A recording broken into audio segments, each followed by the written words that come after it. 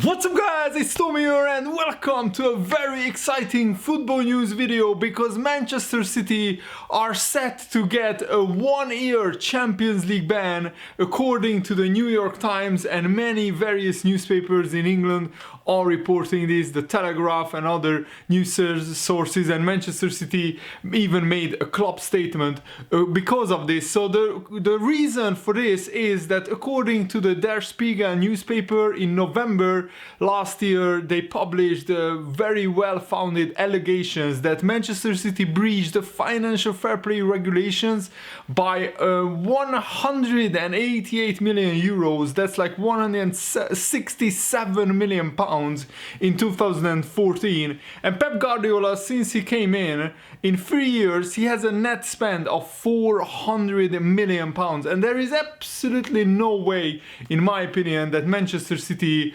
could legitimately generate as much revenue as that in just 3 seasons. And City owner Sheikh Mansour was accused of funding significant parts of the so-called deals with club sponsors in an attempt to escape UEFA sanctions. And Der Spiegel also alleged that City set up a secret scheme called Project Longbow, which effectively hid about 40 million pounds in payments to players after the club had agreed a 20 million pound fine as a settlement for financial fair play breaking financial fair play rules. However, Man City have claimed that the attempt to damage the club's reputation is organized and clear, and said they will not be providing any comment on out-of-context materials that was hacked or stolen from City Football Club and Manchester City personnel and associated people. But those materials have been legit. So Manchester City haven't really said that those were fake documents that the Der Spiegel published, which I think is key. So let me know, what does this mean for Manchester City and for the Champions League? And I think only a Champions League ban is not enough, because the FA has to do something as well, because if Manchester City get just banned for 1 year in the Champions League, that really wouldn't affect them that much, in my opinion. They would just concentrate on the Premier League, go again in the Champions League the season after that. So I think it should be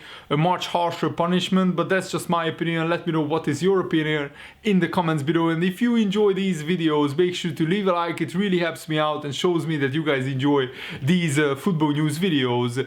So UEFA financial investigators are reportedly expected to press ahead with recommendations for a Champions League ban for Manchester City within the next week. And I find it curious that these newspaper articles come out just 1 or 2 days after the title race has finished. I think the investigations should have concluded much earlier, and Manchester City should have got a points deduction or much harsher other punishments as well, because it showed that in other leagues and in other clubs, even the smallest breach of financial regulations means a very, very harsh punishment. For example, it has been just revealed that Palermo has been demoted to the 3rd tier of Italian football, to Serie C, because of financial mismanagement. And if Palermo, who are quite a big club in Italy, can get relegated to another level, then yeah, also I think it's worth pointing out that Manchester City should get a lot harsher punishment, because this is just not just pocket change. 167 million pounds is a lot of money. And honestly, it's quite disgraceful that Manchester City haven't been punished until now, because probably they bribed the different authorities, the different people working at UEFA and FIFA. But hopefully this independent investigation will conclude, and will conclude in a really, really good fashion, and hopefully they will reveal all the different aspects of cheating that has been going on in terms of Manchester City's financial books. And also Another example, Birmingham City got a 9-point deduction because of just a few £1 million, which weren't, accounted for in their books. And I think Manchester City should get a lot harsher punishment.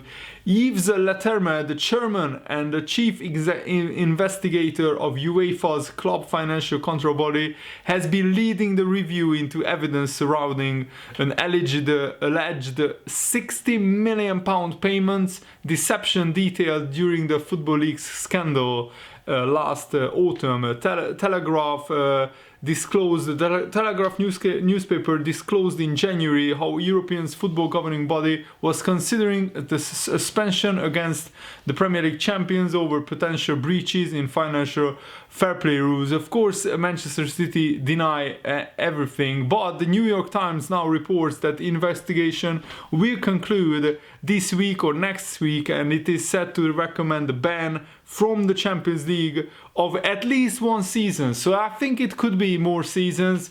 And honestly, if we want to teach Manchester City and all the other clubs trying to breach the financial fair play rules, if we want to teach them a lesson, the ban should be at least 2 years. Because I think 1 year is not a lot in football, but 2 years, that's a significant amount. If Manchester City wouldn't be able to compete for 2 years in the Champions League, that would set them back financially and everything else.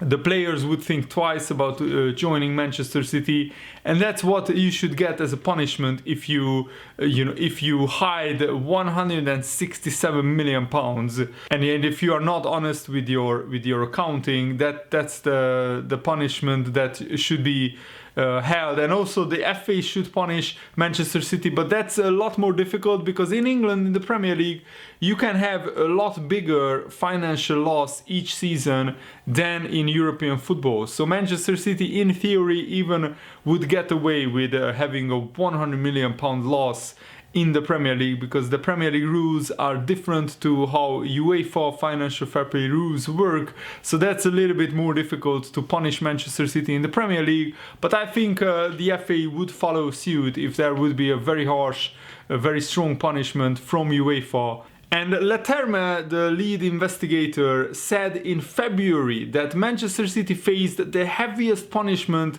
if the allegations were proven. Senior UEFA officials who previously launched sanctions against Manchester City in 2014 are particularly enraged by the leaked files from 2015, which claim that almost £60 million was paid directly into the club by the billionaire Arab owners, but that was declared as sponsorship, and that is just cheating. I'm sorry, but that is what cheating is.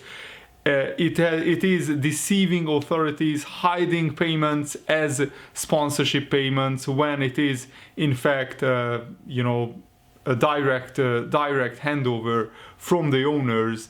If it is true what has been written, there might be a serious problem. That's what Leterme said in an interview. This can lead to the heaviest punishment, exclusion from UEFA competitions, so from both the Champions League and the Europa League. And that would maybe result in Arsenal getting a Champions League spot next season as well, because then, Manchester City won't be able to take part in the Champions League. And even if Arsenal don't win the Europa League, that could end up being Arsenal reinstated into the Champions League, which would be very, very interesting to say the least.